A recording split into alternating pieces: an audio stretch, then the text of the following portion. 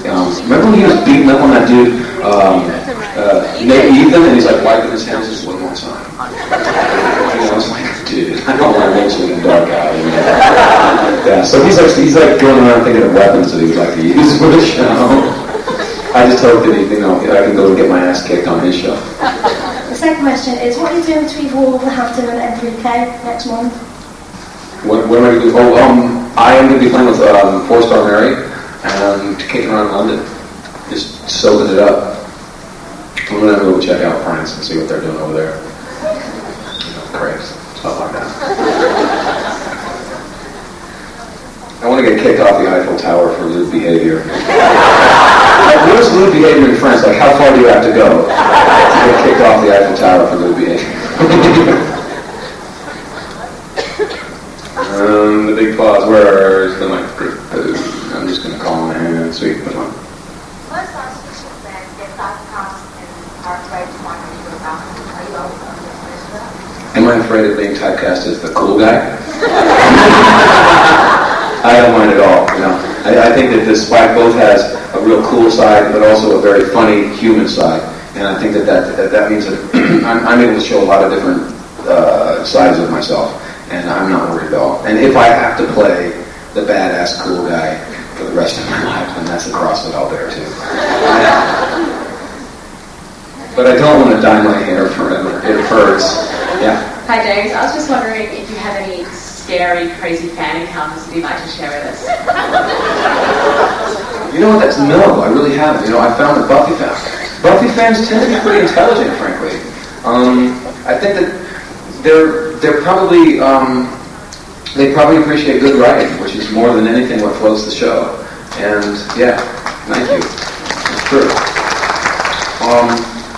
They tend to get it. They tend to want to say thank you for your performance, and I hope that I'm not interrupting you for dinner, or do you have time for a moment? May I talk? I've always had great interactions with the fans. Nothing negative at all, to tell you the truth. Now, if I was on Star Trek, I love Star Trek. I'm just digging on Star Trek. I used to be a Trekkie, man. I used to have the ears. I told you I was a freak. Yes. Hi James, I'd like to ask you a serious question. Are you a breast or a leg wear?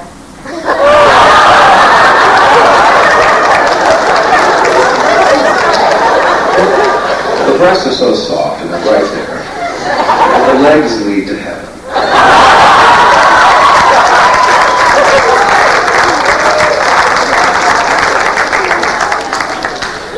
Hi James, just want to say great hair. But, I mean, with the episode we just saw here, this week, was where Dawn found out that she was a key. Without giving away spoilers or rumours or anything like that, where do you personally want to see Spike go? Like, what do you want to see happen towards the end of the series? I would like him to decide whether he wants to be good or evil. I would like him not to be forced by the chip. I'd like the chip to come out and for him to have to grapple with if his love for Buffy is powerful enough to make him give over evil. That's what I like. Hi, so who's somebody famous that you've met that you did the whole fanboy thing to? I did this thing, I so blew it too, man. I was doing one of these and Leonard Nimoy was back there. My girlfriend at the time, who could care less about Star Trek, I went off to be showing the works and everything, came back and they were having a wonderful conversation about Shakespeare together. I come in the room and say, I really just want to say, I just love it. And the wall went up, and he's like, thank you very much, I gotta go now. So she met him, I didn't. Too bad, oh well. Can't believe I did that. Hi, I read that you're in Julius Caesar. I was just wondering who you were in Julius Caesar. Actually, I wasn't. Let's see, I've done Macbeth twice. I've done Romeo and Juliet. I've done Much Ado. Winnie the Pooh. Another fun Shakespeare canon. God. No, I'd love to play Casca. I'd love to play Cassius. I'd love to play Mark Antony. Those are some great roles. I'm not old enough for Brutus yet, but that's a great role. But Cassius is a great role. He's a ruthless man. He's a good man who is willing to kill people to institute democracy. So that's a very interesting choice. Hi, James. Hey, how you doing? Fine. How are you? I'm doing good, actually. Great. Two things. I was told you were a live wire. Are you? Am I a live wire? Yeah. What do you think? Yeah, I have a dangerous lack of fear, which gets me in trouble a lot. Mm-hmm. Yeah. And of you and Billy Idol, I think you're better looking than he is.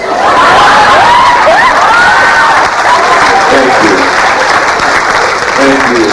You know, I was supposed to be the Sid Vicious of the Vampire Chef. I keep hearing Billy Idol, and nothing against Bill, but Sid Vicious, man. I'm like, oh, I didn't quite make it. But no, Billy rocks, and thank you. Billy does rock.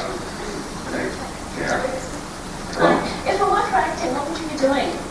license plates. No, really, I'm serious. The love of acting has stopped me from pursuing lifestyles that have really would lead me there. I've had to stop hanging around with certain people, stop having to do certain things, just because I knew that if I kept doing that, I would never make it to my dream.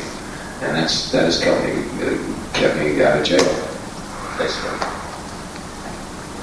So if you want to stay out of jail, find something that you love. Or as William Campbell says, follow your bliss. Well, if you couldn't find life after Buffy, What do I want to do life after Buffy? I would like to find some fool to give me $6 million to film Macbeth. I would also like to go back and produce theater again, which was the most challenging and most rewarding thing that I've done so far. I really enjoy developing new talent as far as playwrights and actors. I enjoy taking source material from other places and transferring it to stage. One of the proudest things that I did on stage was direct a play called Life is a Dream by Calderón de la Barca, who is a Spanish Shakespeare. And it's been translated a million different ways. And what we did in my theater company is go back and retranslate it ourselves. And what we found is that a lot of translators had taken huge liberties with the script and cut huge parts or added their own scenes that the original playwright never did. And we got back to what I think was the original play, and we rocked the house.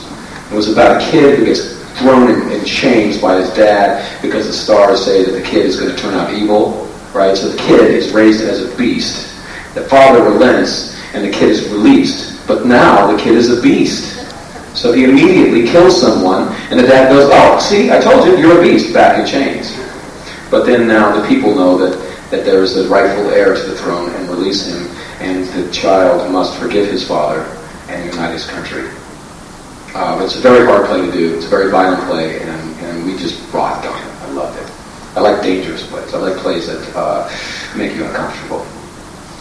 Okay, James, we've got time for 2 more questions. Okay. This is one, so I need volunteers for the next one.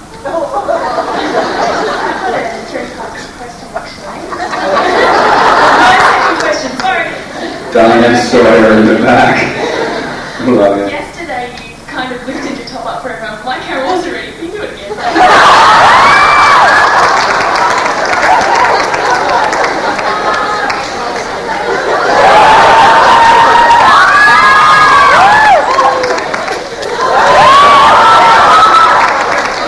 I haven't worked out for 3 months. That's just more of a favor than you know. Oh my God. I'm a whore!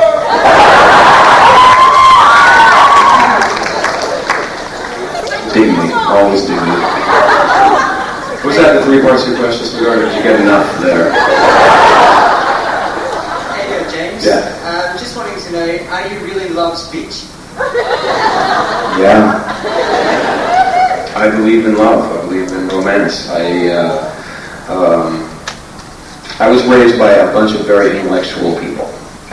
My grandfather on my mother's side was so intelligent that they couldn't measure him.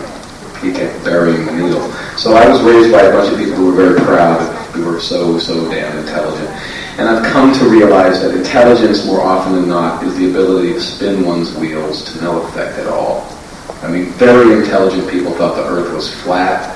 Very intelligent people came up with the